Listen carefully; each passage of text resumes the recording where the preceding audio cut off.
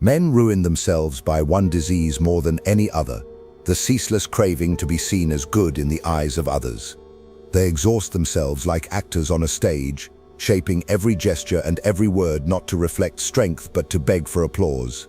This hunger for approval is not harmless. It is a leash fastened around the neck of the ambitious, a chain that makes even the strong crawl like dogs. The man who cares what others think surrenders his throne before he has ever sat upon it, because his power belongs not to him but to the crowd who judges him. Their whispers become his master, their fleeting smiles his currency, their scorn his executioner. What worse slavery could a prince endure than to be ruled by the gossip of the masses he was born to command? Consider how easily people are deceived. The crowd is fickle, shallow, and blind to truth. They do not weigh virtue by results, but by appearance. They do not respect cunning, but the mask of humility. They are stirred not by strength, but by the play of sentiment. To seek their approval is to build a fortress out of paper, to armor oneself with illusion. A single gust of wind tears it apart. A man who depends on reputation, shaped by others, has already given away his weapons. His enemies need not sharpen a sword, they need only spread a rumor, and he collapses.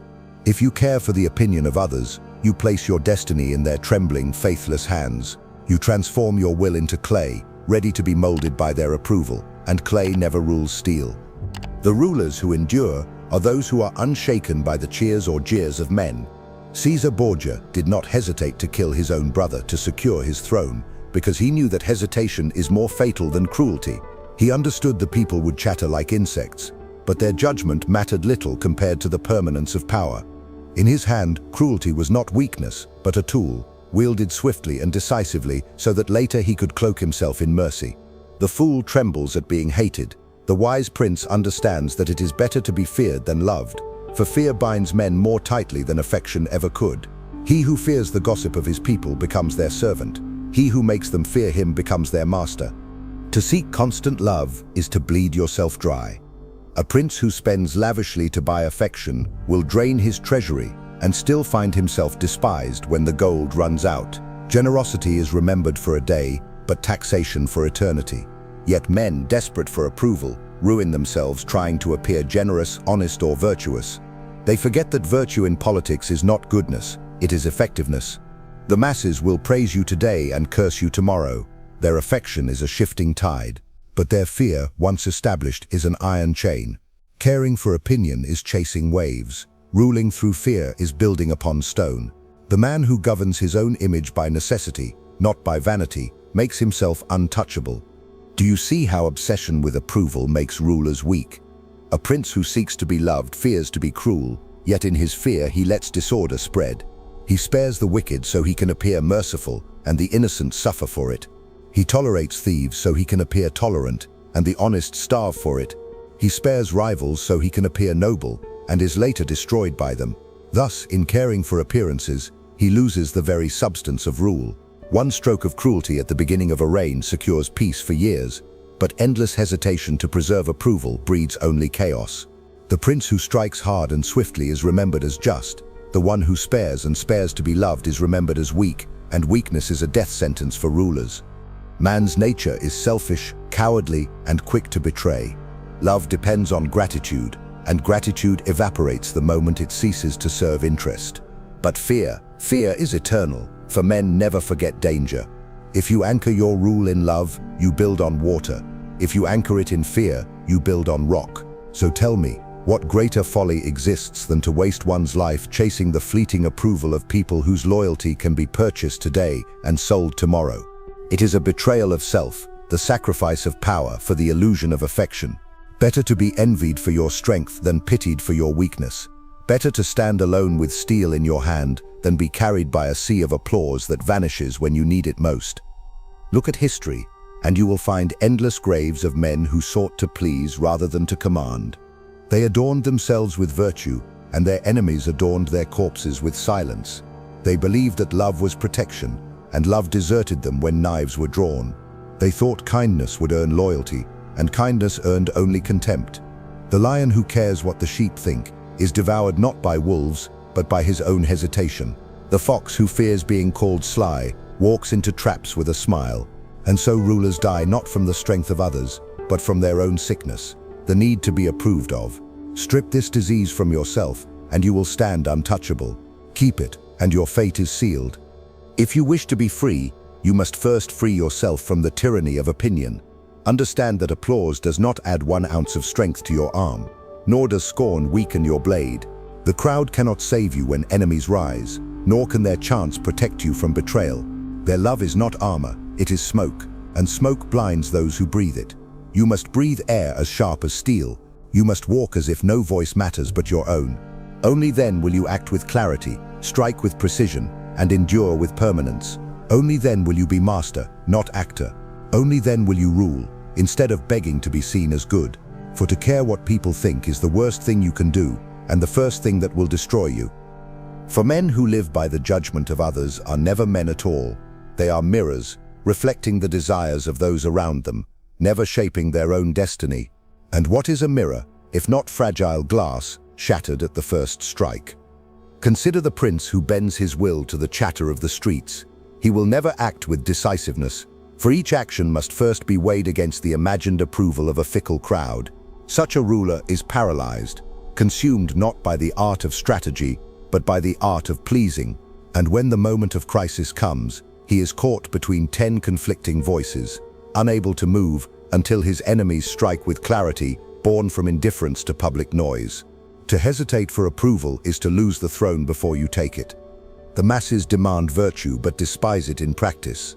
They will praise humility yet follow arrogance, applaud honesty yet reward deceit, admire generosity yet exploit it until you are ruined. Men do not love what they claim to love. They love what serves them. Therefore, to care for their opinion is to chase shadows in a shifting fog. A ruler who tries to embody every virtue for the sake of approval becomes predictable, and predictability is death. For an enemy needs only to know your longing for praise to trap you with it. He flatters your mercy until you dare not punish, flatters your generosity until you dare not tax, flatters your honesty until you reveal too much. Then he strikes, and your hunger to be loved becomes the very weapon that destroys you. Understand this. The people will forgive cruelty faster than they forgive weakness. They will excuse betrayal if it is done with strength, but they will never forgive the prince who seeks to be adored and fails. The people laugh at the weak far louder than they weep for the slain. This is the cruel mathematics of power. One decisive act of terror brings order. One endless appeal for love brings ridicule, and ridicule is poison. For a ruler who becomes the subject of mockery has already lost control, for contempt is more dangerous than hatred. The hated ruler can still be feared. The ridiculed ruler is already dead. Do not give them this weapon. Never kneel to the opinion of the mob. They are a tide of fools, and tides drown men who mistake them for allies. Consider the Florentine Republic, so desperate to appear virtuous that it tied its own hands in the name of liberty. It praised peace, yet invited war, praised reason, yet became hostage to factions, praised unity, yet tolerated disloyalty until the city bled. Their obsession with appearances gave them nothing but ruin. They feared cruelty, and so they bred chaos. They feared tyranny, and so they embraced weakness until tyrants came to rule them. This is the inevitable fate of those who worship opinion. They betray necessity for virtue, and necessity avenges itself with destruction. A prince must never commit this error. He must be ruthless enough to preserve order, cunning enough to preserve his mask, and cold enough to endure scorn. Only then can he command, while those who loved him today curse him tomorrow and yet still obey. There is a dangerous illusion that caring for opinion makes one appear strong, as if to be admired is to be feared. But admiration is not fear, it is comfort, and comfort breeds disobedience. The admired ruler is approached as a friend, the feared ruler is obeyed as a master. If you care what people think, you will soften your edges until you are no sharper than the crowd itself. You will become their equal, not their sovereign. And when they see you as equal, they will not hesitate to defy you, betray you, or replace you. Power is not sustained by applause, it is sustained by necessity, by the knowledge that disobedience costs more than obedience. To seek love before necessity is to sow rebellion with your own hands. Men will tell you to win hearts. I tell you to win obedience. They will say a leader must be admired. I say a leader must be obeyed. They will whisper that it is noble to be loved. I say it is ruinous. For love is bought by indulgence, but obedience is secured by strength. Love demands you serve the people. Obedience demands they serve you. Which is the path of a ruler, and which is the path of a slave? Every man who bends himself to the weight of opinion becomes chained to the crowd he seeks to please. Every man who breaks free from it ascends above them, feared, envied, and untouchable. This is the cruel wisdom of power. The fewer voices you heed, the louder your own becomes. So strip away this weakness. Scorn the desire to be loved. Embrace the cold clarity of command. Understand that the worst chains are not forged of iron, but of craving for applause, craving for approval, craving for the soft kiss of the crowd's affection. Break these chains, and you will rule with freedom. Keep them, and you will die with nothing but their laughter echoing in your ears. And there is no death more humiliating than to fall by the weight of opinion you once worshipped. The man who craves the approval of others is never alone in thought, for he is haunted by an endless council of invisible judges. Every decision he makes must pass through their imagined tribunal, and so he becomes incapable of decisive action. Picture a general on the battlefield who halts his army to consider how he will be perceived by the merchants at home, by the poets, by the gossiping wives in the marketplace. Such a man has already lost, for war is not won by hesitation but by speed, cruelty, and necessity. To pause for reputation is to give your enemy the first strike. To act for applause is to walk into the trap prepared for you. And the world shows no mercy to rulers who falter. History records them only as warnings, their corpses feeding the lesson that approval is not power, but poison. Approval weakens because it is borrowed strength. It belongs not to you, but to those who grant it. To depend on it is to depend on the fickleness of men, and men are more loyal to their appetites than to their rulers. They will praise you as long as you satisfy them, and abandon you the moment you fail. Gratitude fades quicker than ink in the rain. Necessity endures like iron. Thus, the wise ruler does not ask, "How will I be remembered?" but rather, "What must be done?" The crowd may call him cruel, but if his cruelty preserves order, it becomes justice. They may call him deceitful, but if his deceit preserves the state, it becomes wisdom. Reputation is not truth, it is theater, and to waste your strength trying to control theater is to forget the stage is always set by others. Better to hold the sword than to hold the script. Do you see how those who chase appearances are devoured? They spend their years polishing masks while their enemies sharpen daggers. The man who lives for opinion leaves his back unguarded, and when the blow comes, the crowd he adored will not rise to save him. They will scatter like insects from the flame, each hurrying to deny they ever loved him. For men fear the punishment of betrayal, but never the punishment of ingratitude. A ruler who kills traitors inspires loyalty. A ruler who forgives them inspires more traitors. Yet the prince enslaved to approval dares not punish, for fear of being called cruel, and so he breeds betrayal with his own hand. He thinks he wins love. In truth, he cultivates his own destruction. Power demands a harder stomach than that. It demands that you act not by the measure of what they think of you, but by the measure of what secures your throne. Let them call you merciless if mercy breeds chaos. Let them call you deceitful if honesty strips you bare. Let them call you tyrant if their fear brings you obedience. For their words cannot dethrone you, but their disobedience can, and disobedience grows when men see weakness. To care for their thoughts is to show them weakness. To despise their thoughts is to show them command. The prince who scorns opinion is feared. The prince who worships it is mocked. And mockery kills faster than hatred, for hatred still trembles before power, while mockery strips it naked. Look to the rulers who lasted. They were never loved without also being feared. Alexander slaughtered thousands without hesitation, yet his name carried awe, not contempt.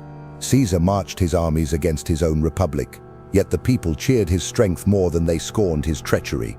They understood that greatness is not measured by virtue but by permanence. Their power endures in memory because it did not bow to the applause of their time. They were not actors, they were masters, and the world remembers masters, not pleasers. Do you think Alexander cared what merchants whispered of him, or that Caesar lost sleep over the Senate's approval? No, they carved their fate in steel and blood, not in the sand of opinion, and for that reason their legacies remain, while countless flatterers and reputation chasers lie forgotten. But the fool believes love will protect him.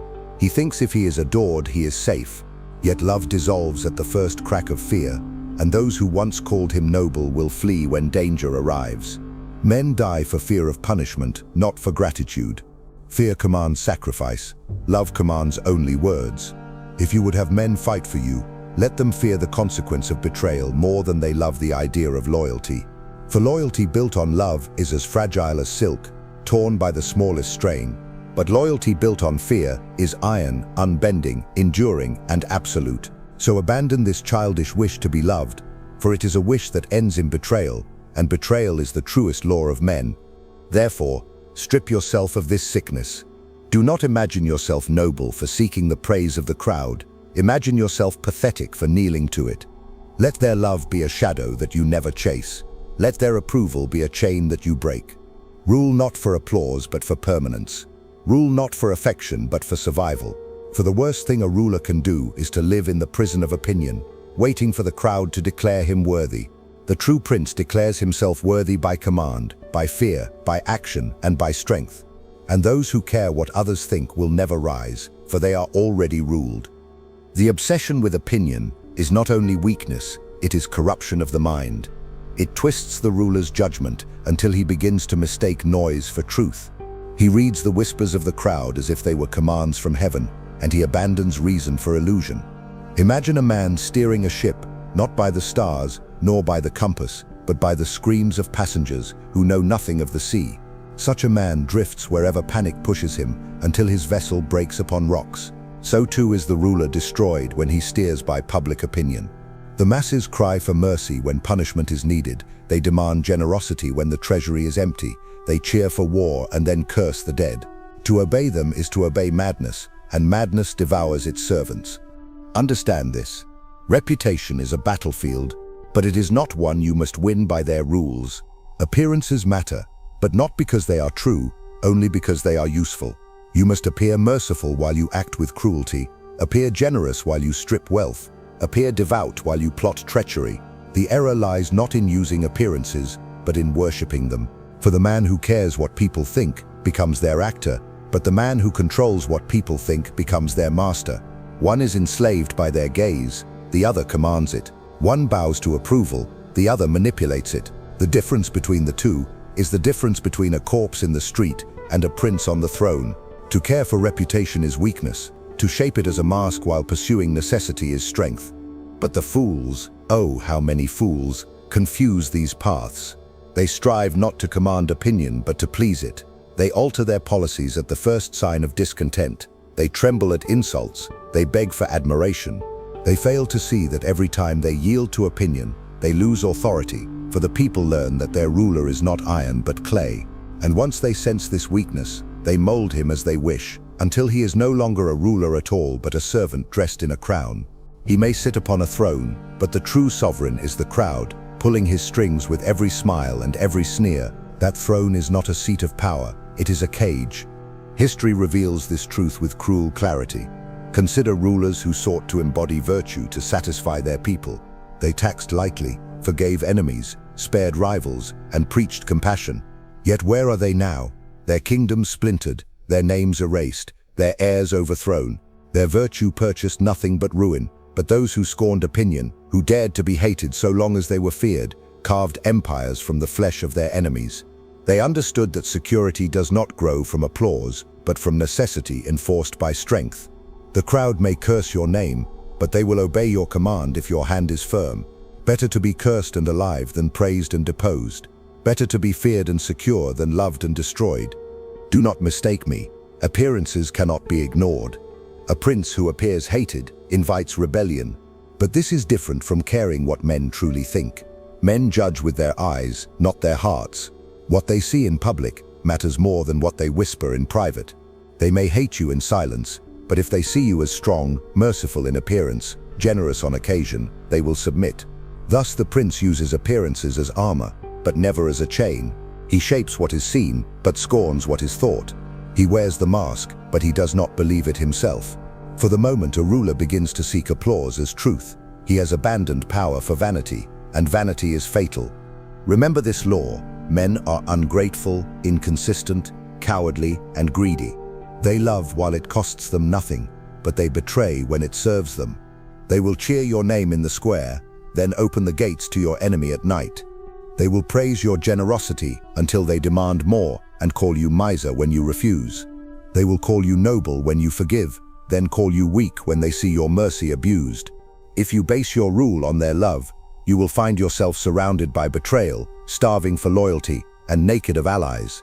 But if you build on fear, fear tempered by the appearance of mercy, then even those who despise you will obey. For men may not love consistently, but they will always fear consistently. Therefore, cast aside this sickness of pleasing. Care not for the applause of the mob, for it is as fleeting as smoke. Care only that their fear endures, that their obedience remains, that their rebellion is crushed before it begins. Let them call you cruel, deceitful tyrant. It matters not if you endure, for history does not weep for those who sought to be loved. It remembers only those who survived, those who conquered, those who ruled, and the ruler who cares what others think will never be counted among them. He will be forgotten, swallowed by the same voices he once worshipped, while the prince who scorned them will be remembered forever as master. The disease of opinion spreads further than you think, for it infects not only rulers but every man who dares to seek power. It begins as a whisper in the mind, "What will they say of me?" And from that whisper grows hesitation, and from hesitation grows weakness, and from weakness comes ruin. To fear the judgment of others is to wear invisible chains, shackles forged by gossip and held by cowards. And yet men wear them proudly, mistaking submission for civility, mistaking dependence for virtue. They live not as themselves, but as the shadows others demand them to be. In truth, they are already conquered, for the man who shapes his life around approval no longer lives for himself, he lives for his audience, and the audience devours him. The prince must rise above this pitiful condition. He must understand that the crowd's approval is not nourishment but poison, sweet on the tongue yet fatal to the body. It blinds him to necessity, for when he fears losing affection, he dares not strike when striking is essential, dares not deceive when deception is required, dares not seize when seizing is the only path to survival. And so, in his devotion to appearing good, he becomes a victim of his own hesitation. The wise ruler learns the opposite truth, that appearing good is useful only when it conceals ruthless necessity. A mask is a tool, not a master. To mistake the mask for reality is the gravest error a prince can make. Mark this distinction well. To manipulate opinion is power. To obey opinion is weakness. One bends appearance into a weapon, shaping how men see him while hiding his true hand.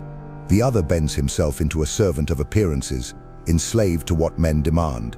The first commands, the second obeys. The first inspires obedience, the second begs for love, which is fit to rule, which will endure when enemies surround him. The prince who plays with perception yet scorns its judgment will remain unshaken, for he governs not with the fragile threads of approval, but with the steel of necessity. But the prince who bows to opinion will one day look for loyalty and find only betrayal, look for gratitude and find only contempt. The crowd's judgment is never consistent. One day they demand blood, the next they demand mercy. One day they demand peace, the next they demand war. Their affection shifts with their stomachs, their fears, their envy, their greed. And so the ruler who cares what they think is tossed like a leaf in the wind, pulled in every direction until he can no longer stand upright. He calls this flexibility, in truth it is cowardice. For power is not built on pleasing but on deciding. Power does not ask, "What do they wish me to be?" It declares, "This is what I am." To command is to impose necessity, not to surrender to opinion. And the people, though they will curse you, will submit, for in their secret hearts they despise the weak more than they despise the cruel. Consider how easily love turns to hatred when interest shifts. A man may swear loyalty in the morning and betray by nightfall if it profits him. He may cheer your name while coins are in his purse, yet curse it the moment he feels the pinch of tax. But fear endures. A man who loves you may betray you when he is tempted, but a man who fears you will obey even against his will. Which is more secure, the rope of love, woven of fragile threads, or the chain of fear, forged of iron? The choice is not difficult for those who understand human nature. Love is a luxury, fear is necessity. Love flatters, fear commands, and he who commands endures. This is why the prince must learn to embrace cruelty when cruelty preserves order, to embrace deception when deception shields his throne, to embrace solitude when solitude is strength. To care for applause is to weaken your arm. To care for fear is to sharpen your sword. History remembers the rulers who endured, not the rulers who were adored. It remembers their strength, their cunning, their victories, not their reputation among the fickle mob. For the mob forgets quickly, but the throne endures only for those who rule without apology, without hesitation, without the burden of seeking love. Better to be alone and obeyed than surrounded by cheers and destroyed. Therefore, despise opinion, and you will be free. Use it, but never serve it. Shape it, but never chase it. Wear its mask, but never believe in its lies. For the man who no longer cares what others think has achieved a sovereignty beyond crowns and armies, the sovereignty of self. And with this sovereignty, he can wield cruelty without guilt, deception without shame, power without apology. He stands unshaken as the crowd screams for his downfall, because their voices mean nothing compared to the permanence of his will. He is untouchable, not because they love him, but because they cannot move him.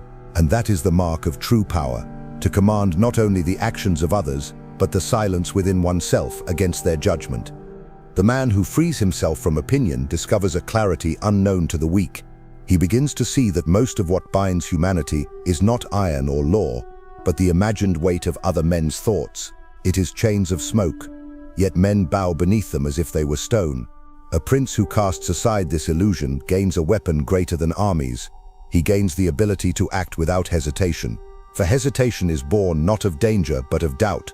Doubt in how one will be judged, doubt in whether he will be praised or condemned. Strip away this concern, and every path becomes clear. Every decision becomes swift, every act becomes final. The ruler who scorns opinion becomes as lightning, sudden and unstoppable, while his rival who begs for applause crawls like a snail through mud. Think of how many men have lost greatness by pausing to consider how they would be remembered. They spoke of legacy while their enemies prepared conquest. They worried about appearing noble while rivals plotted betrayal. They sought admiration in the present while forgetting that admiration cannot protect a throne. These men become statues, remembered not for power but for failure, their images adorned with hollow praise while their lines are extinguished. And yet the conquerors, those accused of cruelty, deception or tyranny, these are the names that endure. Why? Because they acted while others hesitated. They chose results over reputation, and in the cruel arithmetic of history, results are all that remain. Who remembers the voices of those who condemned Caesar? Who cherishes the purity of republics long dissolved? Power is its own justification, and survival is the only true virtue. The crowd does not admire what it claims to admire. They praise humility but worship arrogance. They demand virtue but follow strength. They cry for mercy but secretly crave the order that only fear provides. To chase what they say is to be deceived, for their words are masks, no different from those the prince must wear. Men do not reveal their hearts when they speak, they reveal their hunger. They will cheer a generous ruler while he feeds them, then curse him when the food is gone. They will weep for the merciful ruler while quietly despising his weakness. They will flatter the honest ruler while scheming against his openness. In all this, the man who listens to opinion is misled, for he mistakes masks for truth. The ruler who ignores their words but studies their needs controls them, for he understands that fear and necessity command where approval fails. Do not imagine that the danger lies only in weakness. There is also danger in vanity. The prince who basks in admiration begins to believe it is real. He mistakes applause for loyalty, popularity for strength. He convinces himself that he is untouchable because men cheer his name. Then, at the first true test, when rebellion stirs or enemies gather, he discovers that applause is wind. It carries no steel, no blood, no sacrifice, and so he collapses, bewildered that love has abandoned him. This is the inevitable fate of rulers who feed upon praise. They are nourished by shadows, and shadows cannot sustain them. Better to be hated and feared, yet secure, than to be loved and admired, yet betrayed. For the hated prince who rules with strength endures, while the adored prince who rules with weakness perishes. Men will tell you that a ruler should balance love and fear, but this is not balance, it is priority. Love is useful only when fear has already secured obedience. Fear first, love second. For love without fear is fragile, but fear without love is still effective. To rule with fear alone is harsh, but safe. To rule with love alone is foolish and fatal, and the prince who cares what others think will always seek love first, for he fears being despised more than he fears being weak. But this fear of hatred blinds him to a greater danger, contempt. To be hated is survivable, to be mocked is death. For the hated prince may still be feared, but the mocked prince is neither loved nor feared, and such a ruler is torn apart by wolves. Thus the prince must act in such a way that he is always respected, even if not adored. Respect is the child of fear, not of approval. The liberation from opinion is not only political, it is personal. A man who ceases to care for approval ceases to be divided within himself. He no longer lives a double life, one for the crowd and one for himself. He becomes one, and in becoming one he becomes whole. This wholeness is power, for it removes the hesitation born of contradiction. He no longer fears judgment, and so his words are firm, his actions decisive, his gaze unshaken. Men sense this solidity and bow before it, for strength commands more than virtue ever can. And this is the final truth. The man who does not care what others think becomes master not only of the crowd, but of himself. He becomes untouchable, for no insult can wound him, no scorn can bend him, no applause can tempt him from his path. He is sovereign in the truest sense, sovereign of self first, and through that sovereign of all. The greatest deception a man suffers is the belief that others think of him as often as he imagines. In truth, most men are too consumed by their own fears, hungers, and schemes to dwell on another. Yet the weak man torments himself with phantoms, rehearsing the judgment of others, bowing to an audience that is not even present. He builds his life as if under constant inspection, and so he becomes timid, self-conscious, enslaved. What folly is this, to fear shadows more than swords, whispers more than wounds? The ruler who bends to opinion is not judged more kindly, he is judged as weak, and weakness is the one sin that power can never forgive. Consider how enemies exploit this disease. They know that a prince who craves approval can be led by flattery more easily than by force. To praise his mercy is to disarm him. To praise his honesty is to strip his secrets. To praise his generosity is to empty his coffers. He believes himself adored, but he is being hollowed. The cunning enemy does not strike the man obsessed with reputation. He praises him until reputation destroys him. And when ruin comes, the people will not defend their ruler, for their love was never true, it was borrowed, conditional, fragile. They scatter at the first sign of danger, and the prince who lived for their applause dies in silence, abandoned by the very voices he worshipped. It is better by far to cultivate fear than to chase affection. Fear is loyal when love is treacherous. Fear silences flattery, for men cannot deceive a ruler who does not care to be adored. Fear prevents hesitation, for the prince does not delay to consider what will please, but only what will secure. Fear hardens his heart against the trembling of the crowd, and by that hardness he preserves order. Men will call him cruel, tyrant, deceiver, yet they will obey, and obedience is the lifeblood of rule. Let them curse in secret, so long as they submit in public. The ruler who demands respect through fear endures, while the ruler who begs for admiration through love is consumed. History confirms this lesson with brutal certainty. Look to the Roman emperors. Those who sought to be adored, soft, indulgent, generous to buy affection, were torn apart by conspiracies, overthrown by soldiers, erased by history. But those who were feared, even hated, endured far longer, for their cruelty ensured obedience and their cunning kept rivals at bay. Men remember Augustus with awe not because he was loved, but because he was feared in silence while cloaked in the illusion of virtue. He wore the mask of mercy while he strangled his enemies. He was not servant to opinion, he was master of it. And by this mastery, his rule became eternal in memory. The lesson is plain: use appearances but never need them. Opinion weakens not only rulers but nations. Republics that hunger for reputation waste themselves in endless debates, trying to please every faction, every voice. They seek harmony through compromise, but compromise breeds only weakness, and weakness invites ruin. A state ruled by approval is like a body consumed by fever.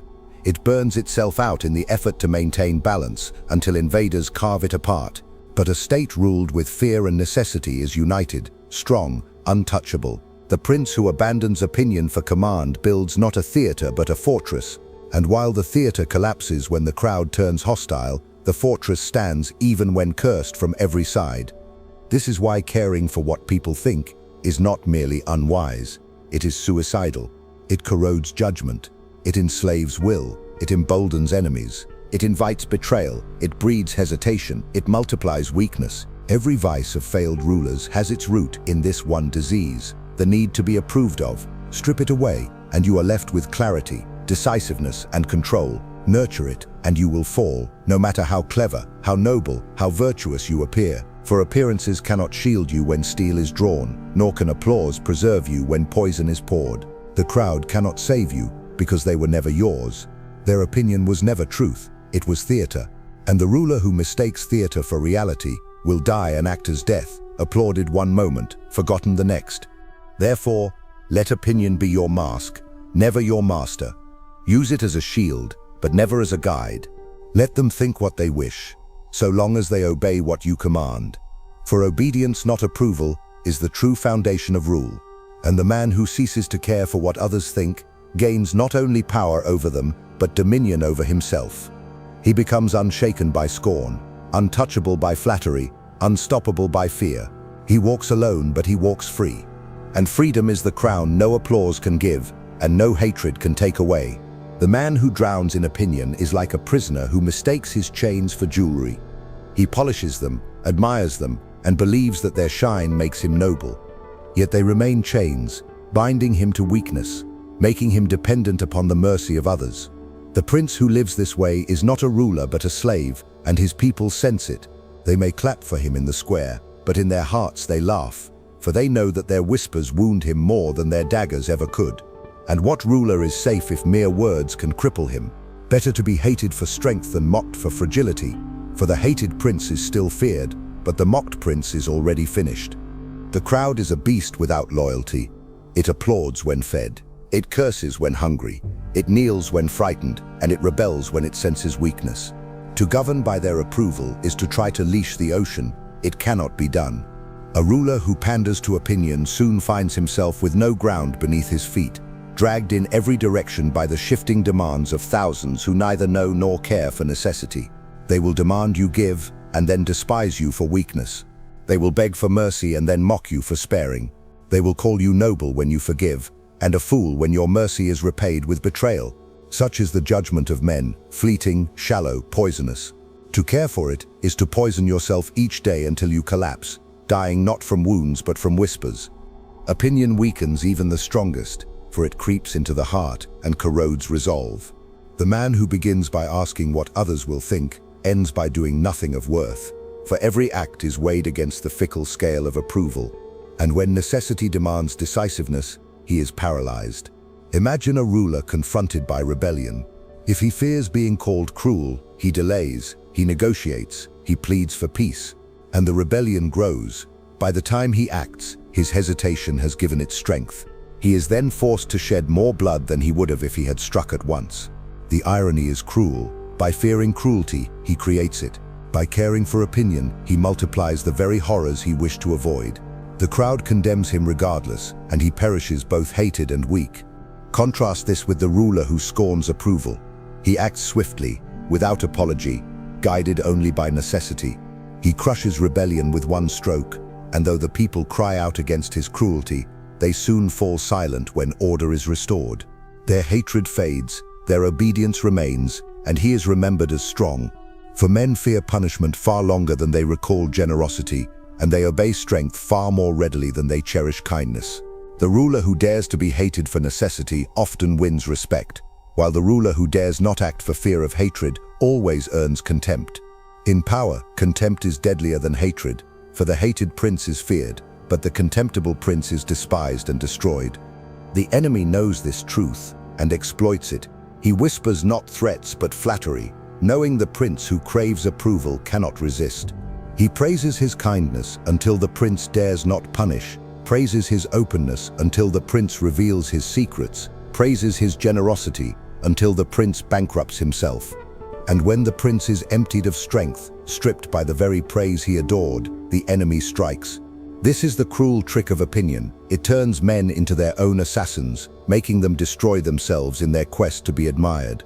No sword pierces deeper than vanity, and no poison kills faster than the thirst for approval. Therefore, the wise prince must invert his thinking.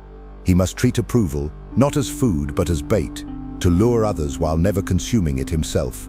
Let the people believe he longs for their love, while in truth he only calculates their obedience. Let them cheer his mask of mercy, while beneath it he sharpens his cruelty. Let them celebrate his generosity, while he extracts from them more than he gives. Let them call him honest, while he cloaks his deception. For appearances are weapons, but only in the hands of one who despises their value. In the hands of one who worships them, appearances become a trap. Master the mask, but never fall in love with it. Rule their eyes, but never let their eyes rule you. For the prince who no longer cares what people think has crossed into true sovereignty. He has severed the invisible chains that bind most men. He is unshaken by praise, unbroken by insult, unmoved by flattery. He acts with a cold clarity that terrifies enemies and unsettles friends. And because he does not depend on approval, no one can take it from him. This is freedom, not to be loved, not to be admired, but to be untouchable. And it is only the untouchable who endures, while the rest drown in the shifting tides of opinion, their names forgotten, their thrones devoured, their lives wasted in the pursuit of applause. The man who hardens himself against opinion becomes like a fortress built upon rock. Storms may batter its walls, winds may howl around it, but it stands unmoved because it is anchored not in shifting sand, but in necessity. Contrast this with the man who builds upon approval. His foundation is soft, for it depends on voices that change with every season. One day they cheer, the next they condemn. One day they kneel, the next they rebel. His walls collapse not from enemy attack, but from the very weight of the crowd he sought to please. In this way, the ruler who depends on love is destroyed by love itself, for affection is the most treacherous ally. It flatters, it deceives, and it abandons. To endure, you must be feared more than you are loved. Love is a bond of choice. Fear is a bond of necessity. Men break choices every day, but they do not break necessity, for necessity punishes without mercy. A man may betray one he loves if profit tempts him, but he will not betray one he fears if the cost of betrayal is his life. This is why the wise ruler builds his state upon fear, cloaked in the appearance of love. He shows mercy sparingly, generosity strategically, honesty selectively, always as weapons, never as chains. He understands that the appearance of virtue is armor, but the pursuit of approval is death. One manipulates the eyes of men, the other bows to their hearts, and the ruler who bows is no ruler at all. Look through history, and you will see the graves of those who sought to be adored. They are countless, nameless, forgotten, for their thrones were stolen by men who scorned affection. The tyrants and conquerors remembered today were not remembered for being loved, but for being feared, respected, obeyed. Even their enemies bowed before their will because power compels memory in a way approval never can. Who recalls the merciful princes who forgave their rivals? Their forgiveness earned only contempt, and contempt erased them from history. But who forgets the rulers who struck swiftly, who spared none, who built empires upon blood and deception? They remain eternal in memory, not because they were loved, but because they could not be ignored. Fear immortalizes, love evaporates. Opinion corrodes judgment. It makes men act not from strength but from vanity. They dress their cowardice in noble words, claiming they spare for compassion, when in truth they spare because they fear disapproval. They claim they are generous for virtue, when in truth they give because they crave gratitude. But gratitude is fleeting, and men curse their benefactor the moment his gifts cease. Thus the prince who seeks admiration through mercy or generosity becomes hated in the end, for he appears weak, and weakness invites scorn. The wise prince knows that one act of necessary cruelty at the start of his rule is worth more than years of pandering, for men will remember the strength, fear the consequence, and respect the permanence. Respect, not affection, is the true currency of power. Beware most of all the trap of ridicule. A hated ruler may still endure if he is feared, but a ridiculed ruler is already destroyed. Contempt is more deadly than hatred, for it strips away both love and fear. The prince who shows himself desperate for approval becomes ridiculous. His enemies need not conspire, they need only laugh, and his throne collapses. He becomes a puppet, not of conspiracies or invasions, but of scorn. This is why caring for what people think is the worst sickness of power. It robs you of dignity, it robs you of decisiveness, and once lost, these cannot be regained. A ruler may recover from hatred, but never from mockery. Better to be feared as a wolf than pitied as a dog. And so the prince must treat opinion as smoke, to be shaped, to be used, but never to be breathed in. He must cloak himself in appearances while never believing them. He must smile when it is useful, give when it is strategic, and appear virtuous while acting according to necessity. But he must never hunger for praise, never tremble at insult, never bend to applause, for the crowd's opinion is not a crown, it is a dagger. Hold it too close and it will cut you. But wield it wisely and it becomes a shield. This is the art of rule, to stand above judgment, to scorn affection, to embrace necessity. For power does not belong to those who are loved, but to those who endure. And endurance belongs to the prince who no longer cares what men think, for such a prince is unshakable, untouchable, and eternal. The ruler who finally severs himself from opinion achieves a kind of sovereignty that most men cannot even imagine. He no longer trembles at whispers, no longer bends before applause, no longer wastes his strength rehearsing how he will be remembered. He acts, and his action is its own justification. Such a man becomes terrifying, for he cannot be swayed by praise nor broken by insult. He is unmoved where others are shaken, decisive where others hesitate, silent where others protest. The crowd senses this in him and submits, for they recognize that he is beyond their reach. They may curse his name, they may envy his power, but they obey because they cannot move him. In this immovability lies true majesty. Understand that the greatest chains are invisible. They are not forged of iron, but of expectation. Expectation that you must be liked, admired, approved, remembered fondly. These chains are heavier than any prison, for they make men prisoners to the opinions of those weaker than themselves. The prince who breaks them gains a freedom beyond crowns, armies, or wealth. He gains the freedom of self-command, and the man who commands himself commands all. He governs not by begging love, but by instilling necessity, not by serving appearances, but by shaping them. He no longer fears betrayal, for he expects it. He no longer mourns hatred, for he accepts it. He no longer longs for love, for he knows it is useless. He stands alone, but in his solitude he is invincible. This is why caring what people think is the worst thing a ruler can do, for it is the root of every weakness. It corrupts judgment, making him hesitate. It weakens his will, making him indulgent. It blinds him to necessity, making him fragile. And fragility in power is death. Look through history. The names carved into eternity were not those of men adored for kindness, but of men feared for strength, envied for cunning, respected for endurance. Love vanishes, hatred endures, but respect remains. Respect is born not of approval, but of fear disciplined by cunning. The prince who scorns opinion yet masters appearances gains both respect and security, for he knows that obedience is worth more than admiration, and permanence worth more than praise. Men will always judge, but their judgment is nothing. They will call you cruel when you are merciful, deceitful when you are honest, tyrant when you preserve order.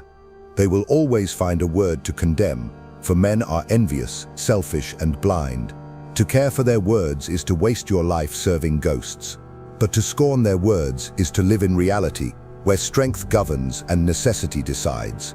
In reality, it is not applause that keeps the throne, but soldiers, laws, fear, and cunning. In reality, it is not reputation that preserves power, but the swift crushing of rebellion and the ruthless removal of rivals. In reality, it is not love that endures, but the iron respect born of strength.